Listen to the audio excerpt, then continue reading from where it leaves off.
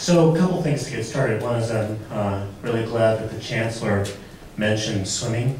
My son went to UCLA. He got a degree in theater. He is now a musician whose backup career is as an actor. So this was a completely useless investment. He should have gone to science and engineering. The second thing is I will be using a mic while I speak, partly because I have a voice condition which gets treated every month with Botox, because that's the way we treat everything in Los Angeles. And I'm going to try to loop back to this issue of the relationship between inequality and the economy, but I'm going to get there by talking a little bit about the demographic changes that were hinted at and why those, along with a set of new research programs that are emerging, not just from folks who traditionally worried about inequality, but from research institutions like the International Monetary Fund, have been suggesting that we should pay much more attention to inequality if we want to get economic growth. So one thing is we need to understand the demographic change that's going on. If you look at the new census, what the new census, the 2010 census, tells us is that the growth rate of Latinos between 2000 and 2010 was 43%. The growth rate of the Asian Pacific Islander population was 43%. The growth rate of the African American population was 11%, and the growth rate of the white population was 1%.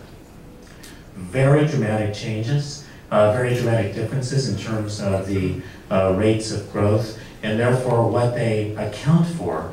Oh, and by the way, when people think about that Latino growth rate being so high, what do they generally think is driving it? Immigration, right? Is that the right answer? No, it's no longer the right answer. In fact, the immigration has been slowing down, not just for the last couple of years as a result of the economic recession and the increased enforcement at the border, but more fundamentally as a result of a decline in the fertility rate in Mexico from about 5 children per woman about 20 years ago to just over 2 now, which is just over what the US rates are, which is about 1.8, right? So the fertility push is going down, and the economic push is going down as well, because the Latin American economies have come into a position where now they're thinking about lending Europe money, right, to get through the Eurozone crisis, right? So the economic and demographic pushes that have really contributed to immigration flows in the past are not there any longer. In fact, what's driving this is the growth rate of the second and third generation population. I'm going to look at the youth population. Between 2000 and 2010, there was the young whites actually fell by 4.3 million, those below the age of 18. This does not mean that 4.3 million young white people died. We would have noticed that. But what it means, of course, is the way you can get out of being young is, like, you've noticed it, because we all have, right? You can get older, right? And then less people kind of coming in at the 0 and 1. African American population, youth population has declined by 250,000. The Latino population, youth population, grew by 4.8 million. The API population, Asian Pacific Islander, by about 800,000. So this is the new demographic coming up, and it really tells us a little bit about where the country is headed. It's now anticipated by the year 2042 that we will be what's sometimes called a majority-minority nation, whereas I like to think of it all minority all the time, right? Meaning everybody will be a minority. By the year 2019, 2020, the majority of folks under the age of 18 will be people of color, and it's probably this year that the majority of births will be to people of color. So what that means is that we're looking at a very new workforce coming up, and there's issues of equity that are attached to that. Now, we've been through these changes before. You can see, for example, I just want you to observe this, in the year 2000, the United States was 69% non-Hispanic white, projected to be 46% non-Hispanic white in 2050. That's basically what California went through between 1980 and 2000. From about 67% non-Hispanic white to about 47% non-Hispanic white. In fact, demographers know the exact day that we became a majority-minority state. You know how they do that? They go, the 300 millionth baby was born today. His name is Jose. How did you know that, right? Well, on December 15th, 1999, I kept getting phone calls from reporters all day long. It was the day the demographers said this change happened, and they were like, we're majority-minority, majority-minority. What's it mean? What's it mean? What's it mean? There was definitely a tone of panic to their voice. Finally, I got frustrated and said, I don't know, but we're having a salsa party at my house tonight to celebrate. In the spirit of the new California, everyone's invited. They just need to learn a new step. And that's partly what we're all going through, is adjusting to a new demographic. Chancellor was talking about it in terms of the educational strategies that would be affected with this group, these groups that are coming up.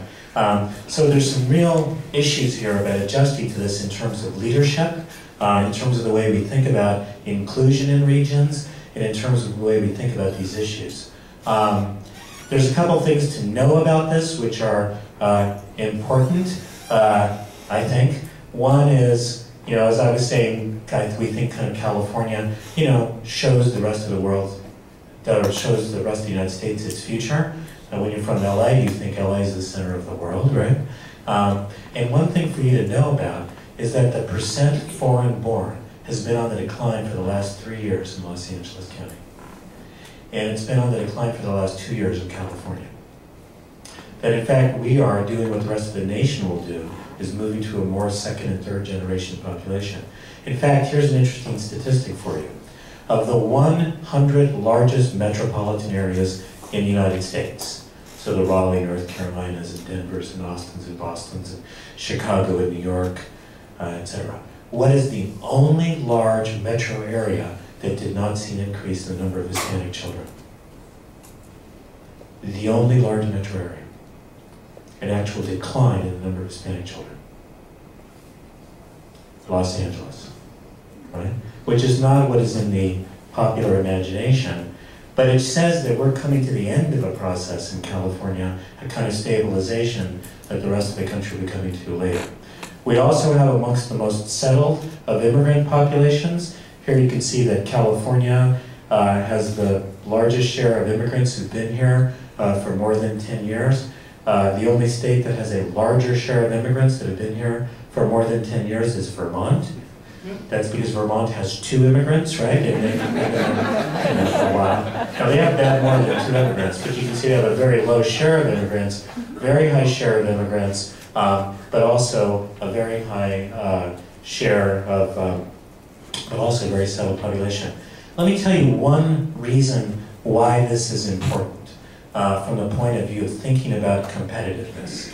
One of the most distorting statistics out there about regional competitiveness is the share of your population that does not have a high school degree. Let me tell you why. Because if you have a lot of immigrants and they don't have a high school degree, it doesn't mean the same thing as if you've got a lot of native born and they don't have a high school degree. In fact, we did a regression study, a multivariate regression, controlling for all the human capital characteristics, time in country, all sorts of things. An immigrant without a high school degree earns the same as a native-born person with a high school degree. Why? Because if you're US born and you don't have a high school degree, it says something about you, right?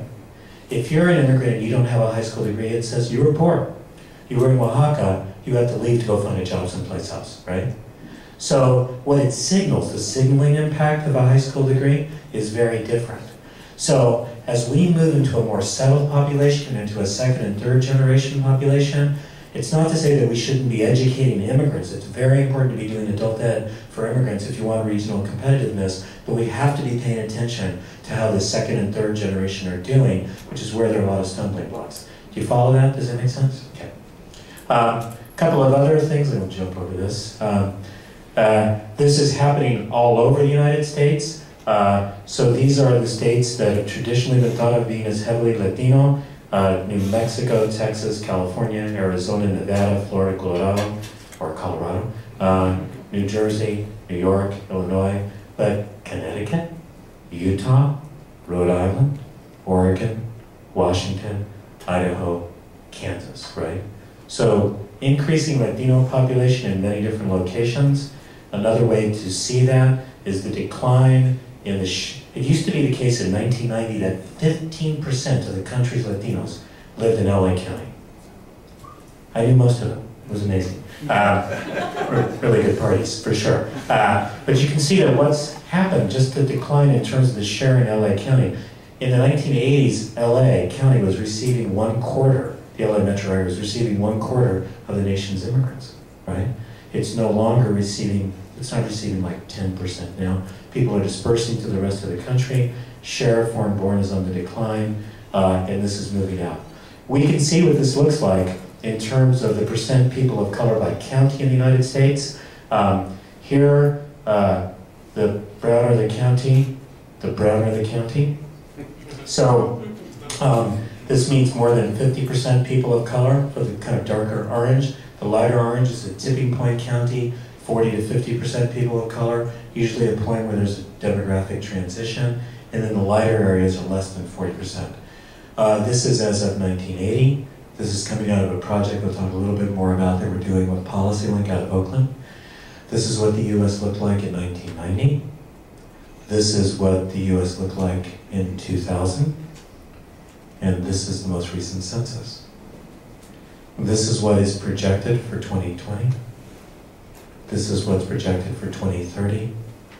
And this is what's projected to 2040.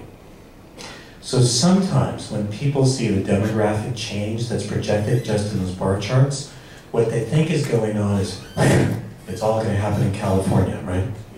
California will become 150% Latino, right? And the rest of the country will watch from afar, right? Super Latinos will walk through the grounds of California, reclaiming it for something. But what you can see is that this is a change that's going to be happening all over the United States, influencing the demographics of so many regions. And in fact, these lighter areas are much less populated areas as well, right? So this is going to have a big impact as we move forward. There's two geographic aspects to this that are significant that I'll be, by the way, I will end on time because I'm really a firm believer in that, and I know that everyone will be happy if I do that. So there's two geographic aspects of this that I think are really significant that I want to point out. One is, and this chart says it, but the chart's a little hard to follow, which is that the African American and Latino and Asian populations are increasingly suburbanizing. Immigrants are jumping directly to suburbs. People are moving from cities to suburbs. This is occurring particularly in the suburbs and our large metro areas. The places in the United States that remain very white are the exurbs, the rural areas, and this is what are called the micropolitan areas, if you know sort of your new census metropolitan geography. But basically the suburbs in the 100 largest metropolitan areas actually look like America, right? They're about 65% white, 10% African American, 17% Latino, 6% Asian. And that means that a lot of the institutions which have dealt with suburban populations are getting a very different kind of population that they need to deal with.